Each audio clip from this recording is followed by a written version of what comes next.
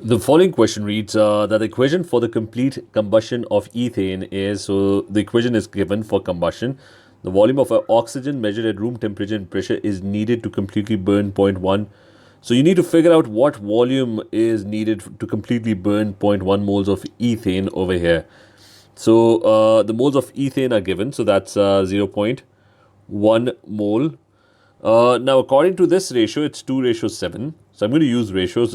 Two molecules react with 7 molecules of oxygen. So that means zero point 0.1 would react with, according to this ratio, it's going to come out to be 0.35 moles.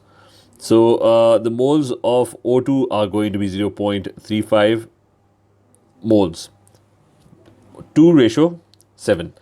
So the volume, and they've also told you that 1 mole of gas occupies 24 dmq. So it's a simple question.